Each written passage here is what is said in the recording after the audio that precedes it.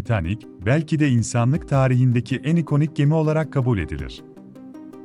Ancak, bu koca geminin hikayesi, sadece bir yolculuk hikayesi değil, aynı zamanda insanlığın kibrine, doğanın gücüne ve trajedilere olan kırılganlığına dair bir öyküdür. 20. yüzyılın en büyük deniz trajedilerinden biri olarak tarihe geçti.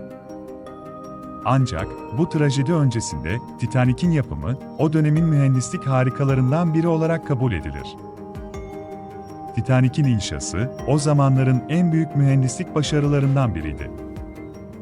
İngiltere merkezli White Star Line şirketi, 20. yüzyılın başlarında denizcilik endüstrisinde devrim yapmayı hedefleyerek bu muazzam gemiyi inşa etti. 1911 yılında, Belfast'ta bulunan Harland and Wolff tersanesinde başlanan inşaat, o dönemin en büyük gemisi olacak şekilde planlandı. Titanic'in tasarımı, dönemin en son teknolojilerini kullanarak, hız, güvenlik ve lüks konforu bir araya getiren bir başyapıt olarak kabul edildi. Titanic'in yapımındaki temel amaç, Atlantik'i geçen yolculuklarda lüksü ve konforu yeniden tanımlamaktı. 10 Nisan 1912'de, Southampton'dan Amerika'nın New York limanına doğru yapılacak olan ilk seferine hazırlanmak üzere yol almaya başladı. Bu sefer, o dönemdeki en büyük ve en unutulmaz deniz yolculuklarından biri olarak görülüyordu. Yolculuk öncesi, gemi halk arasında büyük bir merak ve heyecan uyandırmıştı. Titanic'in ilk seferine katılan yolcular arasında, sosyal elitin önde gelen isimleri bulunuyordu. Zengin iş adamları, sanatçılar, politikacılar ve diğer ünlü kişilikler, bu muazzam gemide yer almanın prestijiyle büyülenmişlerdi. Gemideki lüks ve ihtişam, o dönemin zirvesindeki sosyal statüyü simgeliyordu. Ancak, bu görkemli atmosferin altında, Titanic'in trajik bir kaderle karşılaşacağının ön habercisi vardı. Titanic'in yapımı, amacı ve ilk seferine dair daha kapsamlı bir bakış sunuyor. Bu büyük geminin yükselişi ve yolculuğunun başlangıcı, insanlık tarihindeki en unutulmaz denizcilik hikayelerinden birinin ilk adımlarıydı. Ancak, bu hikayenin devamı, trajik bir sona doğru ilerleyecekti. Şimdi, Titanic'in unutulmaz seferine ve ardındaki dramaya doğru giden bir yolculuğa hazırsanız başlayalım.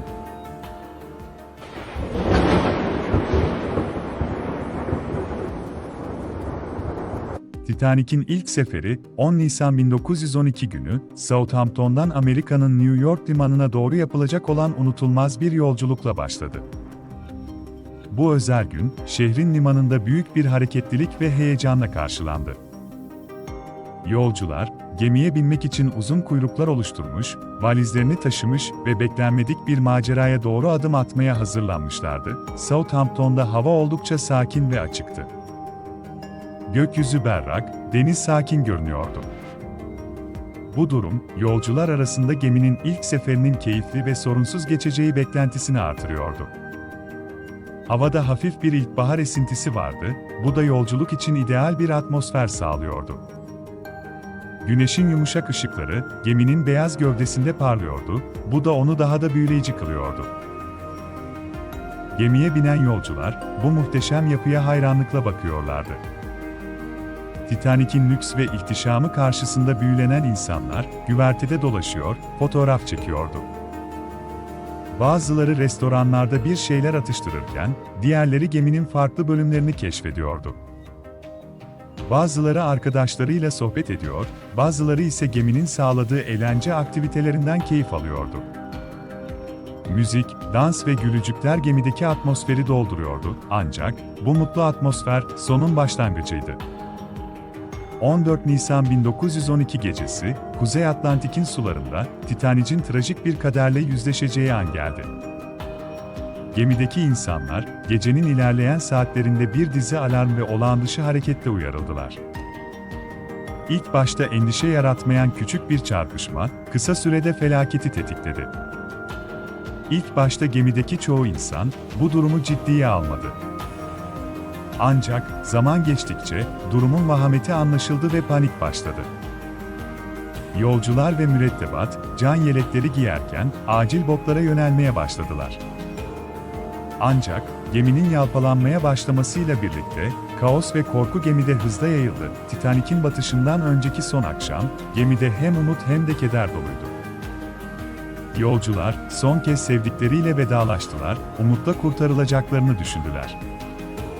Ancak gemi personeli ve kaptan durumun ciddiyetinin farkındaydı. Son anlarında bile insanlık ve kahramanlık örnekleri sergilendiler. Ancak hiçbiri Titanik'in kaderini değiştiremedi. Çarpma anı 14 Nisan 1912'nin soğuk ve sisli bir gecesi saat 23:40 civarında, gemi personeli ve yolcular, bir buzdağına çarptıklarını fark ettiler. Ancak, bu buzdağı, gece sisin yoğunluğu nedeniyle erken görülmedi ve gemi personeli, tehlikenin farkında olamadı. Titanik'in seyrindeki hızlı yolculuk, buzdağının fark edilememesine neden oldu ve çarpma kaçınılmaz hale geldi. Buzdağıyla çarpışmanın şiddeti, gemide büyük bir sarsıntıya neden oldu. Ancak, bu çarpma, ilk başta gemideki birçok insan tarafından ciddiye alınmadı. Çünkü gemi personeli ve yolcular, buzdağından kaynaklanan hasarın boyutunu tam olarak anlayamadı. Ancak, gemideki su alımının hızla artmasıyla birlikte durumun ciddiyeti anlaşıldı ve panik başladı. Gemideki mürettebat, insanları sakinleştirmeye, sırayla botlara binmeye ve gemiyi terk etmeye teşvik etmeye çalıştı. Ancak, karmaşık bir organizasyon ve yetersiz eğitim nedeniyle, tahliye süreci düzensiz ve eksikti. Birçok bot, kapasitesinin altında dolu olarak denize indirildi.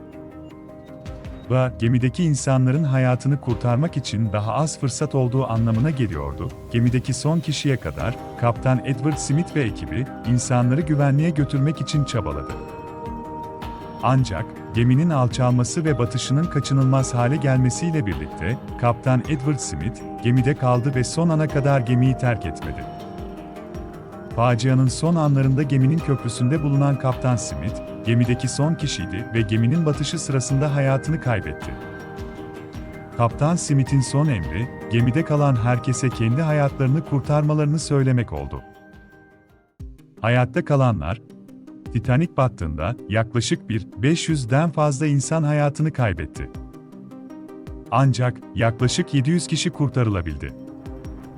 Kurtulanlar, gemideki botlarda veya denize atladıktan sonra başka gemiler tarafından kurtarıldı. Ancak, kurtulanların çoğu, donmak üzere olan denizde saatlerce beklemek zorunda kaldı.